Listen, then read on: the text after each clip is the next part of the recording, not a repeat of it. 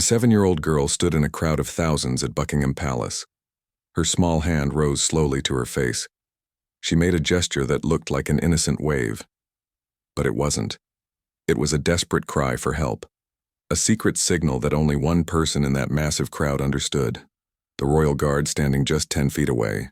What happened next shocked everyone watching. The guard did something that had never been done in over 500 years of tradition. He broke formation. He stopped the entire parade. And in doing so, he saved a life. This is the true story of courage, recognition, and split-second decisions that changed 2 lives forever. Before we begin, tell us in the comments where you're watching from right now, and hit that subscribe button because tomorrow at this exact time we're bringing you another incredible story about the royal guards that you absolutely cannot miss. Now let's dive into what really happened that summer morning at Buckingham Palace. The morning sun painted Buckingham Palace in golden light. It was a perfect June day in London, the kind of day that brings tourists from every corner of the world to witness one of Britain's most famous traditions. Hundreds of people gathered along the palace gates. Children sat on their parents' shoulders. Cameras were ready. Tour guides spoke excitedly to their groups about what they were about to see. The changing of the guard ceremony, a tradition that dates back over 500 years. A spectacle of precision, discipline, and British pageantry that draws millions of visitors every single year. The atmosphere was electric with anticipation. Families jostled for the best viewing spots. Street vendors sold miniature guards and Union Jack flags. Everyone wanted the perfect photo, the perfect memory of their London trip. But this wasn't going to be just another ordinary ceremony. This particular morning would become one that nobody present would ever forget. The guards began to assemble. Their red tunics were perfectly pressed. Their brass buttons gleamed in the sunlight. Their tall bearskin hats added an imposing height to already tall men. The military band started playing. The drums echoed across the courtyard. The rhythmic sound of boots on stone created that distinctive military cadence that tourists come to hear. This was the moment everyone had been waiting for. Phones were raised. Children pointed excitedly. The ceremony was about to begin. Everything seemed perfectly normal, perfectly routine. But hidden among those hundreds of smiling faces was a little girl who wasn't smiling at all, and one guard whose training went far beyond just standing still and looking impressive. Meet the guard sergeant. Theo Marwood stood at attention as the formation began. 8 years in the Royal Regiment had made this second nature to him. His posture was ramrod straight. His eyes fixed forward. His face showed no emotion. To the tourists watching, he looked like a living statue, a man in a costume, part of the scenery, something decorative to photograph and post on social media. But that couldn't be further from the truth. Here's what most people don't understand about the Royal Guards. They're not actors. They're not models in fancy uniforms. They are active duty soldiers, combat-trained, battle-tested, real military personnel who have served in some of the most dangerous places on Earth. Marwood himself had served 2 tours in Afghanistan. He'd been in firefights. He'd protected convoys through hostile territory. He'd made life and death decisions in the space of a heartbeat. Before ever putting on that red tunic, he completed a grueling 30-week combat infantry course, the same training that every frontline British soldier receives. Physical endurance tests that break most candidates, weapons training, tactical operations, survival skills. These guards can march 30 miles in full gear. They can fight. They can defend. They can respond to threats with lethal efficiency if required. The ceremonial duty at Buckingham Palace is just one part of their service. It requires a different kind of strength. The discipline to stand perfectly still for hours, to ignore tourists who try to make them laugh or break concentration, to maintain awareness while appearing completely detached. It's a test of mental fortitude that's almost as demanding as combat itself, and Marwood excelled at it. His military training had taught him something crucial: how to remain still on the outside while staying completely alert on the inside. How to appear to be looking at nothing while actually observing everything. In combat zones, that skill kept him alive. It let him spot threats before they became deadly. It made him notice things that others missed. Small details. Unusual patterns. People who didn't belong. That morning, as the ceremony began, Marwood's eyes remained fixed straight ahead. But his awareness cataloged everything around him. The rhythm of the drums, the movement of the crowd, the summer breeze, the excited chatter of children. All of it was normal. All of it was expected. Until his peripheral vision caught something that wasn't. A little girl, standing unnaturally still. While every other child bounced and pointed and laughed, she stood rigid, controlled, her eyes darting nervously. Marwood's combat instincts activated. Something was wrong. He didn't know what yet. But 8 years of training and survival had taught him to trust that feeling. He continued his march, face betraying nothing. But inside, every sense was now focused on that little girl and the man standing beside her. The crowd, 7-year-old Lily Davis stood among the excited crowd. But unlike the other children, excitement wasn't what she felt. Her stepfather Sam's hand gripped her arm tightly, too tightly. His fingers dug into her flesh in a way that would leave marks. Marks that would join the others hidden beneath her long-sleeved blue dress. It was a strange choice of clothing for such a warm June morning. Other children wore t-shirts and shorts, but Lily's arms were covered completely. There was a reason for that.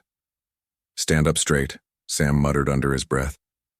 His voice was low, threatening. "And remember what I told you. Behave yourself." Lily nodded quickly. Her posture went even more rigid. This was a child who had learned that the smallest mistake could have painful consequences. Around them, other families enjoyed the spectacle. A mother and father lifted their 2 young boys for a better view. The boys giggled and pointed at the guards' tall hats. Their parents smiled and encouraged their excitement. The contrast was striking. Those boys moved freely, laughed freely, existed freely. Lily calculated every breath, every movement, every expression. Sam checked his phone. For just a moment, his grip loosened slightly. Lily's sleeve rode up an inch, just an inch, but it was enough. Yellow and purple bruises circled her thin wrist, the unmistakable pattern of adult fingers that had gripped too hard, too many times. Lily noticed immediately. Her eyes went wide with practiced fear. She quickly tugged the sleeve back down, glancing up at Sam to see if he'd noticed. He hadn't. Not yet. But someone else had. An elderly couple standing nearby exchanged a concerned glance. The woman's hand flew to her mouth. Her husband frowned deeply, his eyes moving between the bruises and Sam's face. "Can I take a picture of the guards, Dad?"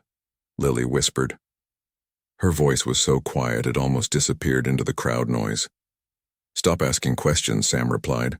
His tone was pleasant enough for nearby people to hear, but there was ice underneath.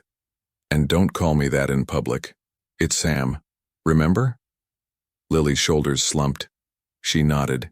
Another lesson learned, another correction absorbed. As the guards marched closer, Lily's eyes fixed on them with an intensity unusual for a child her age. There was something in her gaze, not just fascination. Something deeper.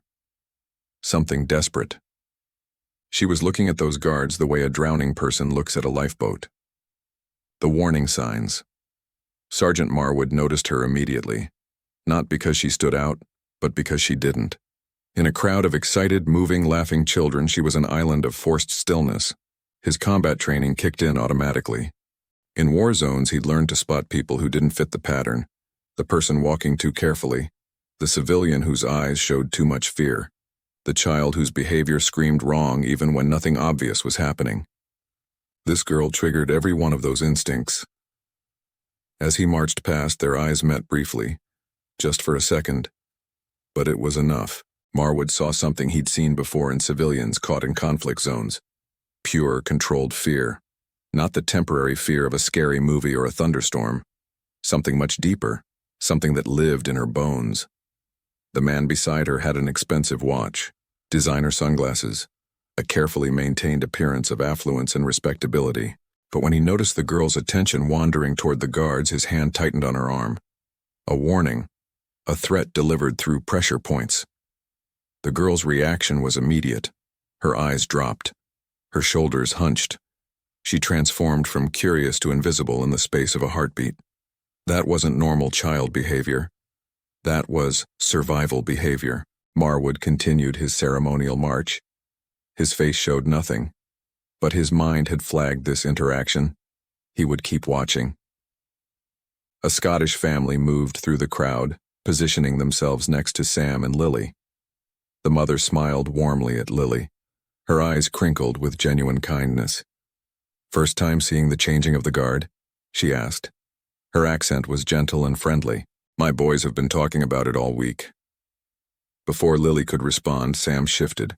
He placed himself physically between her and the woman. "We're trying to watch," he said. His smile was tight, controlled. It didn't reach his eyes. "If you don't mind." The woman blinked, surprised by the coldness. "Of course."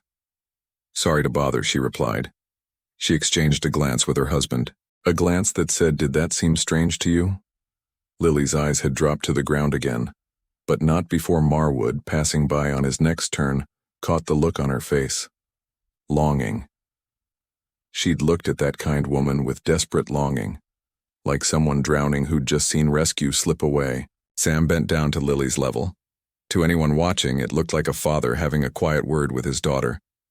But Marwood was close enough to hear the edge in his voice. "What did I tell you about making scenes?" Sam whispered. "One more mistake and we go straight home, and you know what happens then." Lily's face drained of color. She nodded frantically. "No, Sam, I'll be good. I promise."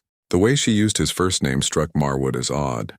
Most children called their parents Mom or Dad. The formality was another wrong note in a symphony of wrong notes. As the formation changed, Marwood's path brought him even closer to their position. Sam had straightened up now, still wearing that pleasant public mask. But when he adjusted Lily's collar, the movement pulled her sleeve up again. More bruises, fresh ones this time, purple and angry, and the distinct pattern of fingerprints, adult-sized, wrapped completely around her small upper arm. A middle-aged couple nearby saw it too. The woman gasped audibly. Her husband's expression hardened as he looked at Sam. "Lovely ceremony, isn't it?" the man said deliberately. He was clearly trying to engage Sam, trying to assess the situation. "Your daughter seems fascinated by it all." Sam's jaw tightened visibly. "She's not really interested in this stuff," he replied sharply. "We're just killing time before our tour." "But she seems quite engaged," the woman persisted kindly.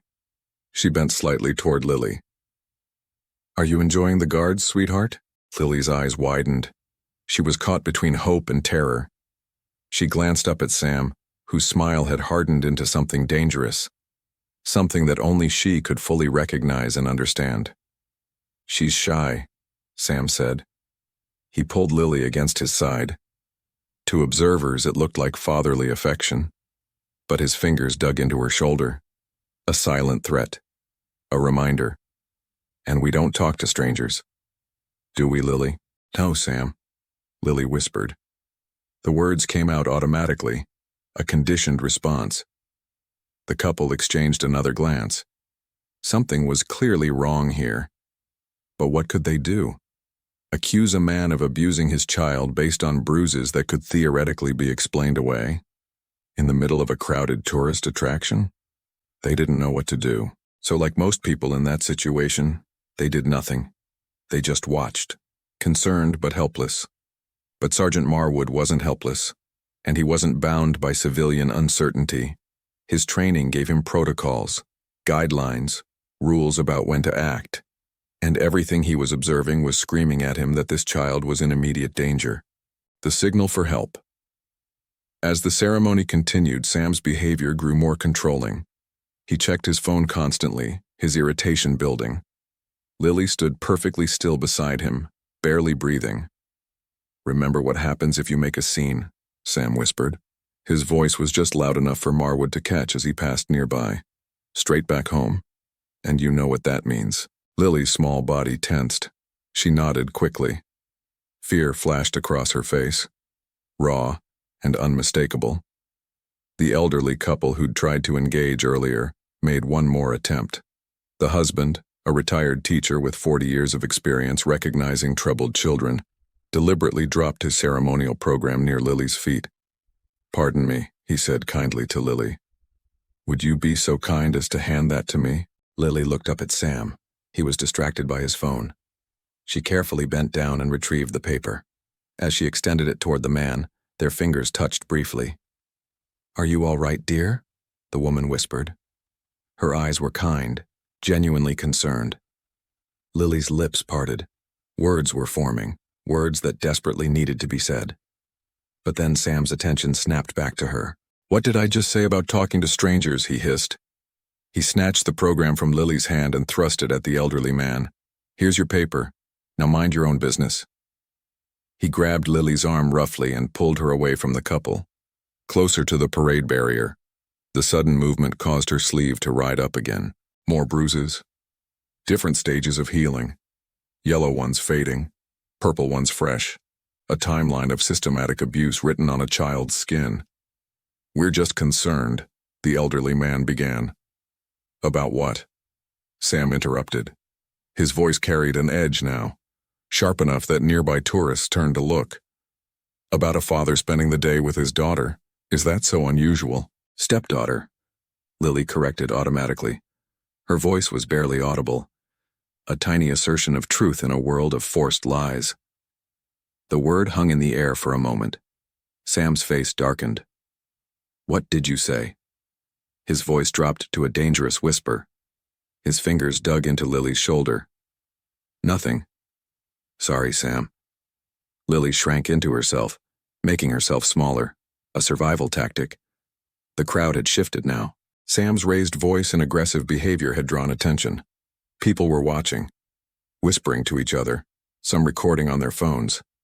And Lily found herself positioned directly in front of where Sergeant Marwood stood at attention, just 10 feet away, close enough to see the details of his uniform, close enough to see that despite his forward-facing eyes, he was aware. He was watching. Something clicked in Lily's mind. A memory from school, before her mother died, before Sam became her nightmare. A lesson from her teacher about staying safe. "If you're ever in danger," her teacher had said, "there's a signal you can use. A secret way to ask for help without words. It looks like a simple wave, but it means something very important." The teacher had shown them. Palm up, thumb tucked in. Fingers closed over the thumb. Like you're trapping your thumb inside your hand. "It's called the signal for help," the teacher had explained. "If you use this, anyone who knows it will understand that you're in danger and you need help immediately." Lily had practiced it once. Just once. She'd gone home and shown her mother back when her mother was still alive. Back when home was safe.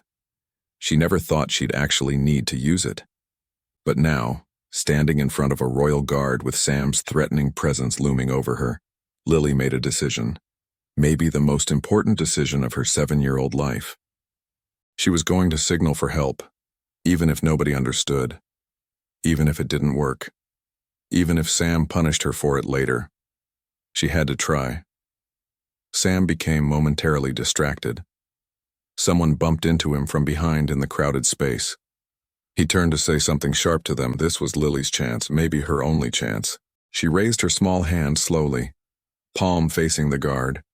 She tucked her thumb into her palm, then closed her fingers over it. The signal for help. The universal distress signal that had been taught to children worldwide. To anyone else, it might have looked like she was just making a fist, or waving awkwardly. But to someone with training, someone who knew what to look for, it was unmistakable. "Help me. I'm in danger." Sergeant Marwood's eyes were fixed forward as protocol demanded, but his peripheral vision caught the movement, and his training recognized it immediately. Every soldier working with the public received briefings on this signal. It had been created by the Canadian Women's Foundation in 2020. During the COVID-19 pandemic, when domestic violence spiked and victims were trapped at home with their abusers, this silent signal spread across social media. TikTok users shared it millions of times. It became a lifeline. There were real cases. A 16-year-old girl in Kentucky had been rescued after using this signal from a moving car. A woman on a video call had used it to alert a friend that her partner was violent. It had saved lives. And now, a 7-year-old girl was using it in front of Buckingham Palace. Using it because she knew nobody would believe her words. But maybe, just maybe, someone would recognize the signal. Marwood's mind processed it in a fraction of a second. The signal, the bruises, the controlling behavior, the fear. Everything clicked into place like pieces of a tactical assessment. This child was in immediate danger. Sam caught the movement just as Lily completed it. His face darkened with rage and realization. "What was that?" he demanded. He grabbed her wrist mid-motion. "What did you just do?" "Nothing," Lily whispered. True terror replaced her practiced fear now. You signaled him, didn't you?" Sam's voice dropped to a furious whisper. His fingers dug into her arm hard enough to hurt. "You little brat. We're leaving. Right now." He began pulling her backward through the crowd. His grip was visibly painful. Lily's feet stumbled as she was dragged away, but her eyes remained locked on Sergeant Marwood. One final desperate plea. "Please. See me. Help me. Believe me." For 8 years, Sergeant Theo Marwood had stood guard with perfect unwavering discipline. Through rain and snow, through tourist pranks and provocations, through physical discomfort and mental fatigue, he had maintained the ceremonial stillness that defined the Queen's Guard. He had never, not once, broken formation. Until now. The decision. The rules were absolute, crystal clear, drilled into every guard from their first day of ceremonial duty. Never break formation. Never respond to provocation. Never step out of position. The ceremony is sacred. The tradition is unbreakable. Your personal feelings are irrelevant. Guards had stood through terrible weather, through personal emergencies, through tourists doing everything imaginable to make them react. And they never broke. That was the standard. That was the expectation. Breaking formation wasn't just frowned upon. It could end a military career. It could result in disciplinary action. It went against everything guards were trained to uphold. But in that moment, Sergeant Marwood faced a choice that transcended protocol. On one side was tradition, rules, military discipline, the weight of 500 years of ceremonial duty. On the other side was a 7-year-old girl being dragged away by a man who was hurting her. A child who had used the only language she had left to ask for help. A child whose eyes held the same desperate fear he'd seen in war zones. The decision took less than a second, because for Marwood it wasn't really a decision at all. He was a soldier, and soldiers protect people. That's the real duty. Everything else is just decoration. The crowd gasped audibly as Marwood broke formation. The sound of his boots striking the stone pathway echoed in the sudden silence. Tourists lowered their cameras in shock and confusion. "What's happening?" someone whispered loudly. "Is this part of the ceremony?" It wasn't. Everyone could tell it wasn't. The other guards maintained their positions, their faces showing no reaction. But their eyes tracked Marwood's movement, assessing, understanding that something serious was happening. Sam froze mid-step. Lily still clutched in his grip. He turned and realized with dawning horror that the guard was moving directly toward them, not wandering aimlessly, not responding to some other disturbance, moving toward them with clear, unmistakable purpose. "Time to go," Sam muttered. He yanked Lily's arm hard enough that she cried out, a small sound of pain that cut through the crowd noise. But it was too late. The ceremonial guard that Sam had dismissed as nothing more than a tourist attraction was revealing his true nature. A highly trained soldier moving with the focused intensity of someone who had navigated far more dangerous situations than this. Marwood covered the distance in measured strides. His posture remained military perfect, but there was nothing ceremonial about his presence now. This was a soldier responding to a threat, operating on training, instinct, and moral conviction. In that moment, Sam Davis realized his fundamental mistake. He had looked at that red tunic and tall bearskin hat and seen a costume, a prop, a man playing dress-up for tourists. He had forgotten that beneath the ceremonial uniform was a soldier who had sworn an oath to protect, a man who had faced down enemy combatants in hostile territory, someone who had been trained to recognize threats and neutralize them. And right now, Sam Davis was the threat. The crowd naturally parted, creating a clear path between Marwood and his objective. People sensed the gravity of what was happening. Phones were raised. Everyone was recording now. Sam's face cycled rapidly through emotions. Shock, outrage, calculation. He was searching for an angle, a way to spin this, a way to maintain control. His grip on Lily loosened slightly, but he didn't let go. He was still hoping he could talk his way out of this, still believing his respectable appearance and practiced charm would protect him. He was wrong. The confrontation, sir. Marwood's voice carried the weight of military authority. It cut through the murmurs of the confused crowd. I need you to release the child. Sam's expression shifted. He forced a confused laugh. The kind of laugh that said, "This is all a misunderstanding." "This is my daughter," he said pleasantly. "We're just leaving to catch our tour bus."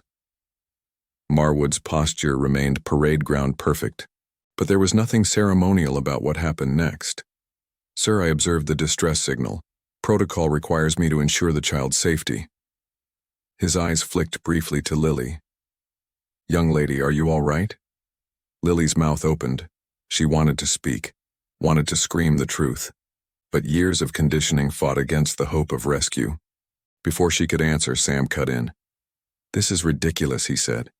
His voice was rising now, indignant, offended. She was just waving, playing around. "Tell him, Lily. Tell him you're fine." Lily's eyes dropped to the ground.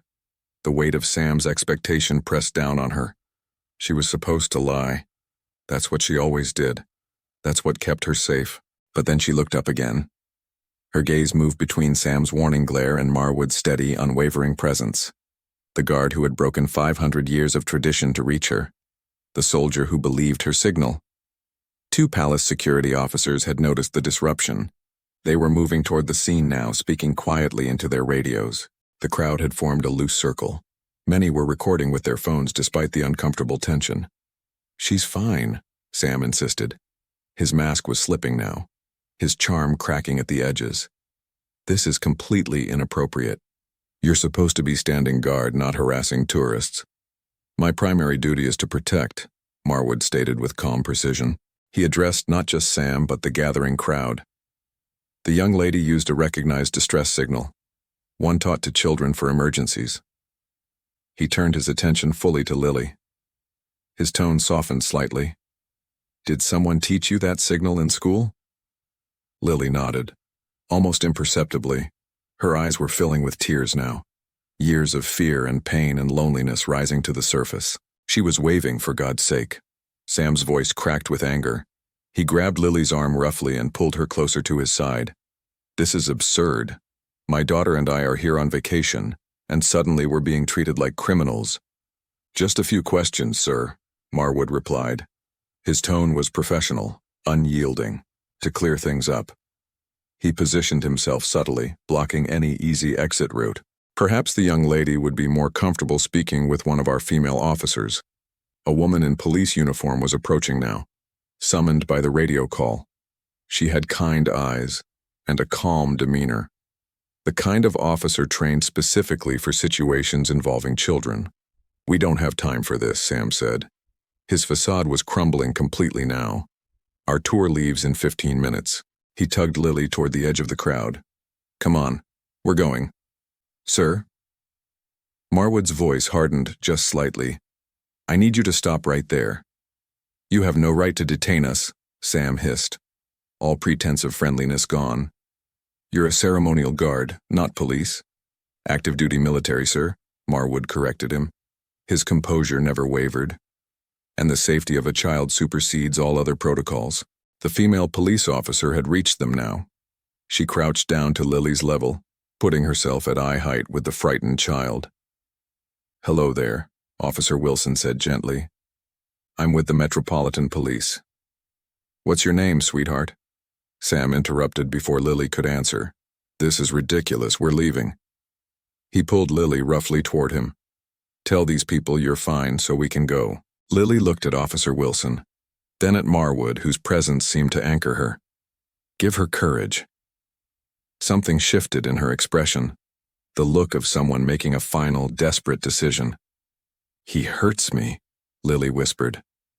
The words tumbled out in a rush before fear could silence her again. All the time. Please don't let him take me home. The crowd went silent. Absolutely silent. Everyone had heard it. The raw truth spoken by a terrified child. Sam's face contorted with rage. You lying little? He lunged forward, grabbing for Lily's arm. Marwood moved with battlefield precision, swift, efficient, controlled.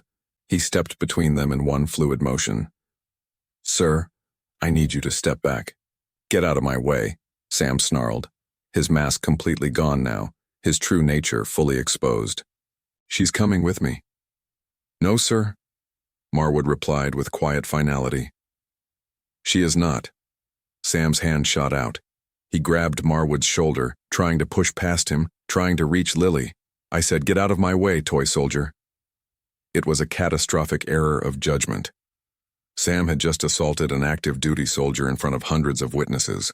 What happened next occurred so quickly that many in the crowd would later disagree about the exact sequence of events. Marwood's response was textbook military restraint technique. Efficient, controlled, executed with surgical precision. In one fluid motion, he pivoted, breaking Sam's grip while simultaneously securing his wrist in a joint lock.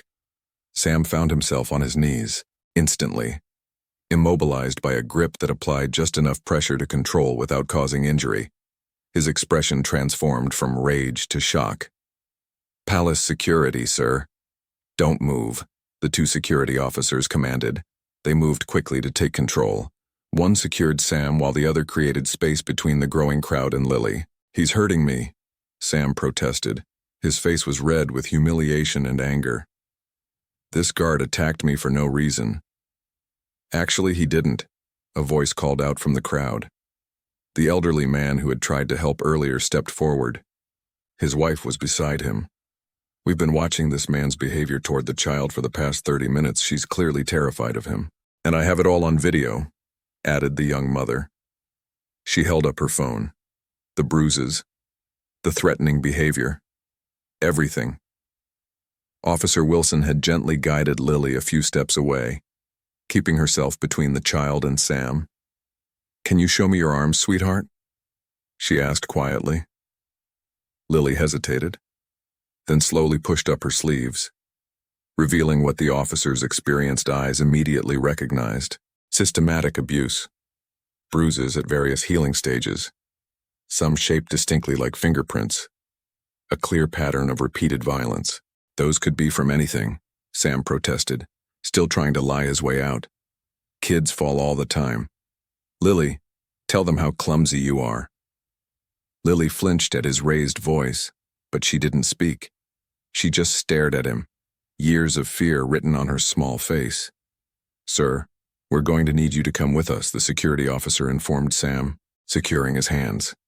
There are serious questions that need answering. This is outrageous. Sam's voice rose as he was pulled to his feet. You can't do this. She's my stepdaughter. I have rights, and she has the right to safety, Officer Wilson replied firmly. Her hand rested protectively on Lily's shoulder.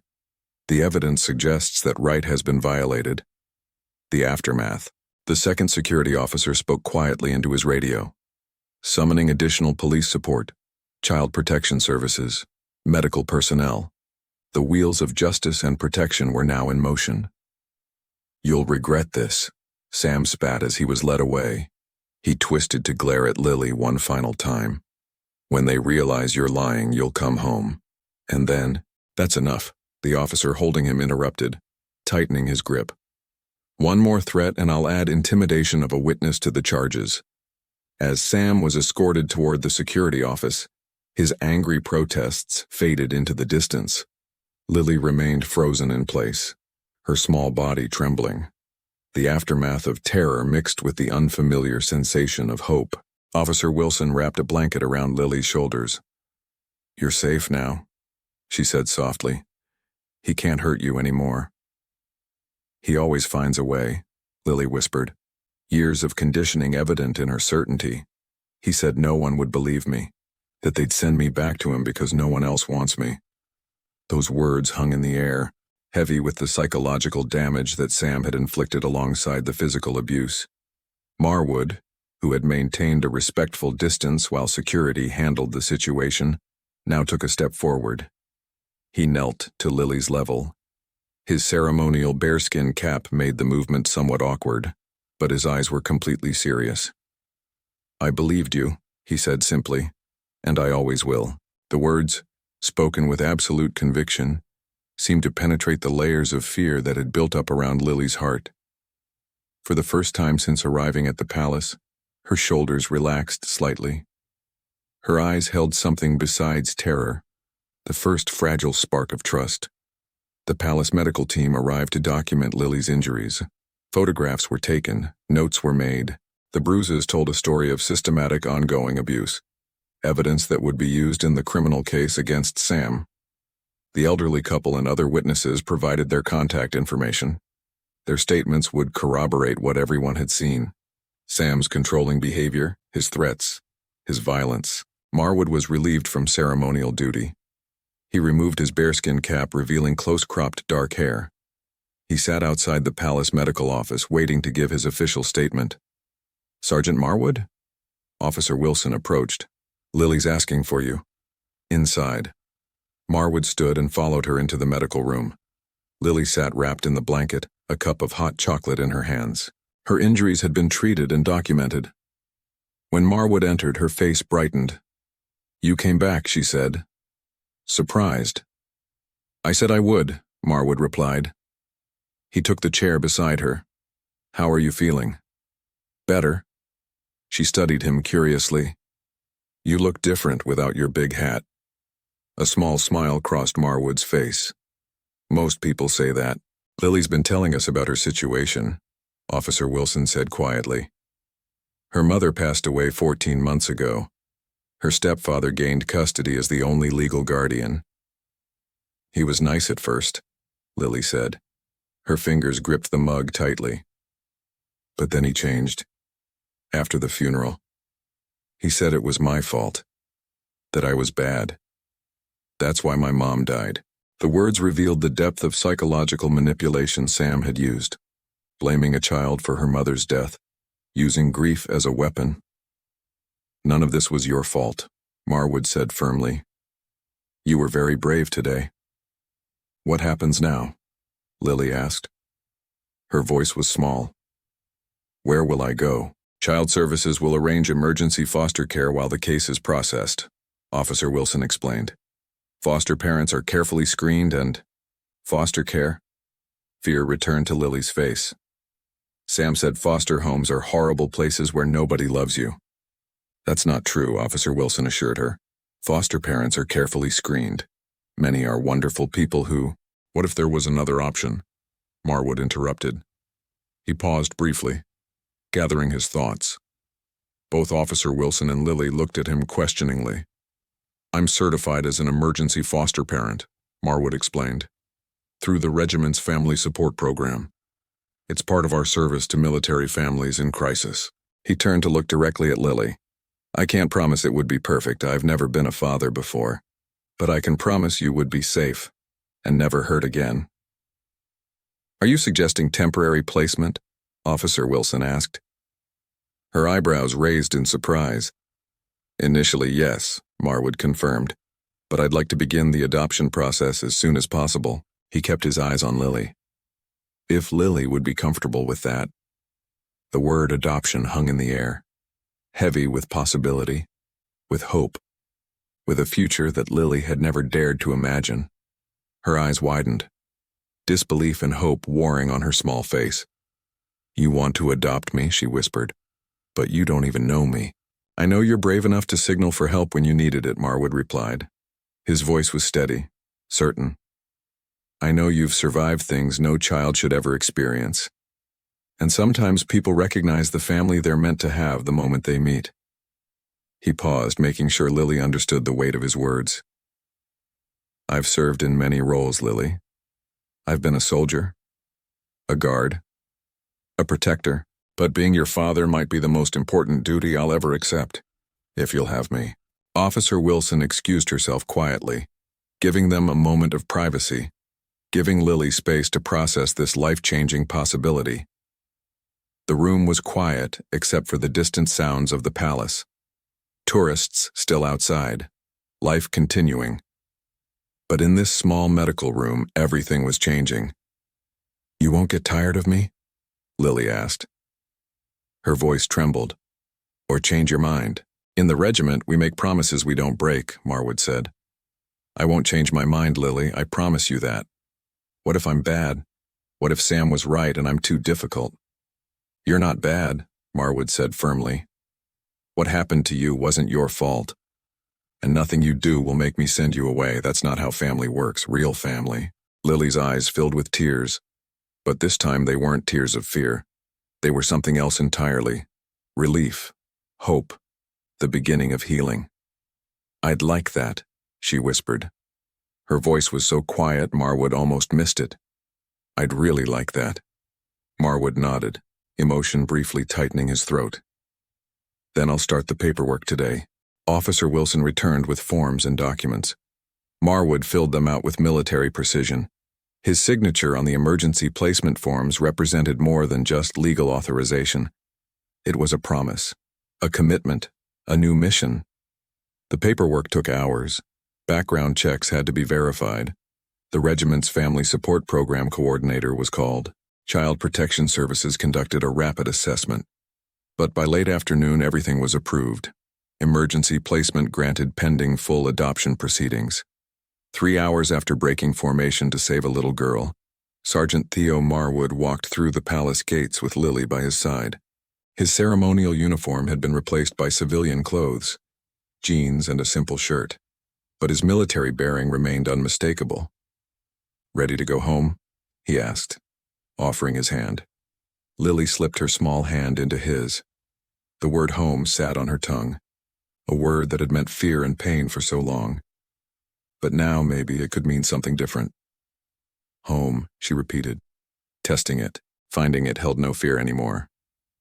"Yes, I'm ready." They walked together through the streets of London. A soldier and a little girl. Strangers that morning. Family by evening. Lily looked up at him. "Will I have my own room?" "You will," Marwood confirmed. "It's small, but it's yours.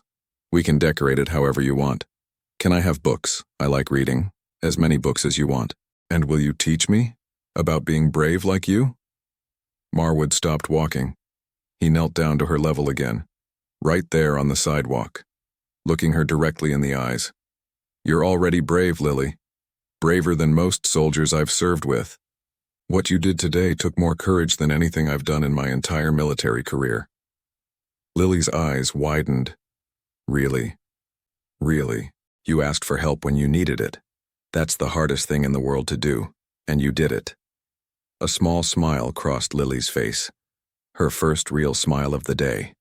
Not practiced, not forced, genuine. They continued walking, and as the summer sun began to set over London, Lily Davis began the first day of her new life. A life where home meant safety, where a soldier's promise meant protection, where she could finally just be a child. This story isn't just about one brave guard and one courageous little girl. It's about something much bigger, something that affects millions of children worldwide. Child abuse is more common than most people want to believe.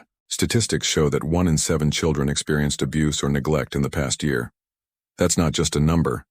That's children sitting in classrooms, playing in parks, standing in crowds at tourist attractions, suffering in silence because they don't know how to ask for help, or because they're afraid no one will believe them.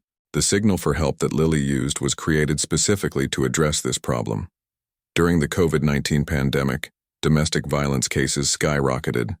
Children were trapped at home with their abusers. They couldn't reach out to teachers or friends. They couldn't escape. The Canadian Women's Foundation developed this simple hand signal: palm up, thumb tucked in, fingers closed over the thumb. It looks innocent, like a wave or a simple gesture. But to those who know, it means help me.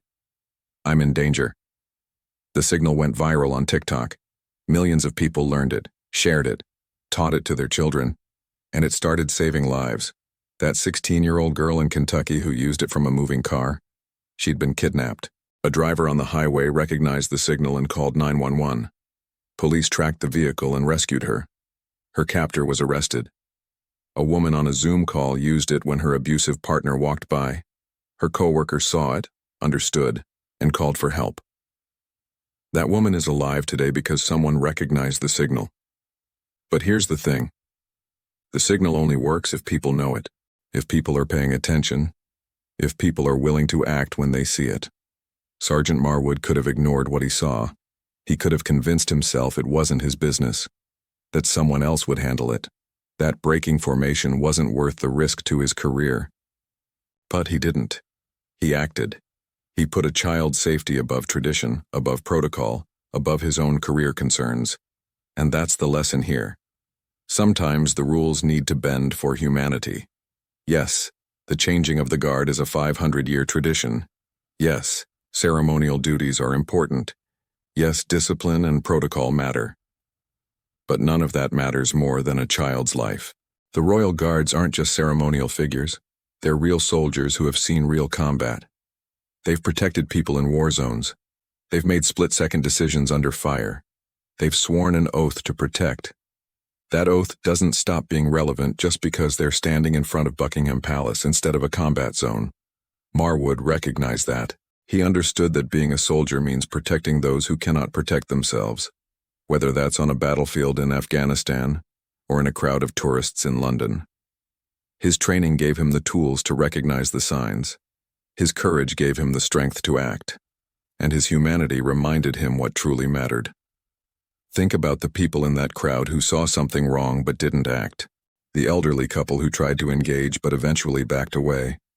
The mother who recorded on her phone but didn't intervene. The tourists who noticed but stayed silent. They weren't bad people. They were just uncertain, unsure, afraid of making a scene or being wrong or overstepping boundaries. But sometimes uncertain action is better than certain inaction. Sometimes making a scene is exactly what's needed. Sometimes overstepping boundaries saves a life. You don't need to be a soldier to make a difference.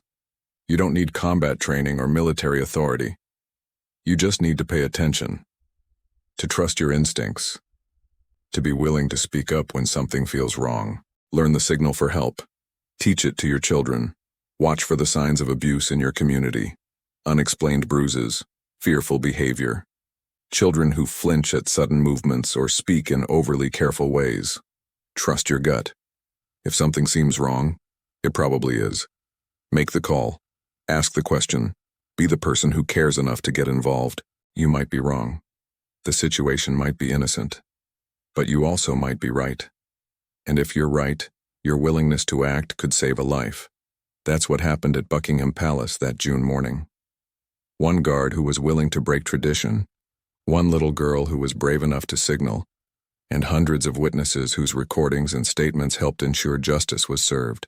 Sam Davis was arrested and charged with multiple counts of child abuse. The evidence was overwhelming. Lily's testimony, the witnesses, the medical documentation, the video recordings. He was convicted and sentenced to 12 years in prison. He'll never have custody of a child again. Lily's adoption was finalized 6 months after that day at the palace. She legally became Lily Marwood, a soldier's daughter, part of a military family that welcomed her with open arms. The regiment's family support program, the same program that certified Marwood as a foster parent, helps hundreds of military families every year. They provide resources for soldiers adopting children, support for military spouses, counseling for families dealing with deployment trauma. Marwood's decision to adopt Lily wasn't just personal. It was supported by an entire system designed to help service members care for their families and their communities. Today, Lily is thriving. She's in therapy, working through the trauma of abuse. She has her own room full of books. She goes to a good school. She has friends. She laughs. She plays. She's just a kid, the way she always should have been. And Marwood? He's still serving in the Royal Regiment, still standing guard at ceremonial duties. But he's also a father now. He packs school lunches. He helps with homework. He reads bedtime stories. He says it's harder than any military operation he's ever conducted, but also more rewarding than any medal or commendation he's ever received. The story spread worldwide. News outlets covered it. Social media shared it millions of times.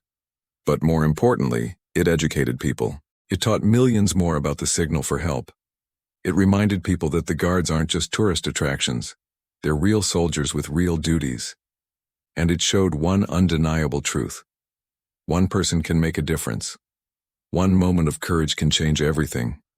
One decision to act instead of ignore can save a life. So here's the question for you. Would you have the courage to break the rules when a child's safety is at stake? Would you recognize the signs if you saw them? Would you be willing to step up, speak out, and act? We hope you never have to answer that question. But if you do, we hope you remember Sergeant Marwood. Remember Lily. Remember that sometimes being a hero means breaking formation. If this story moved you, hit that like button right now. Subscribe to our channel for more powerful stories about real heroes doing extraordinary things. Share this video with someone who works with children, with teachers, coaches, social workers, or anyone who might encounter a child in need, and comment below. Tell us, would you have the courage to break the rules? What would you have done in that situation? We want to hear from you. Tomorrow at this exact same time, we're bringing you another incredible story. Another moment when ordinary people did extraordinary things. Another reminder of what real courage looks like. Don't miss it. Hit that notification bell so you'll be the first to know when it drops. Remember, the signal for help only works if we all know it. Palm up, thumb tucked, fingers closed. If you see it, act on it. You might just save a life. Until tomorrow, stay aware, stay compassionate, and never underestimate the power of one person who refuses to look away when someone needs help.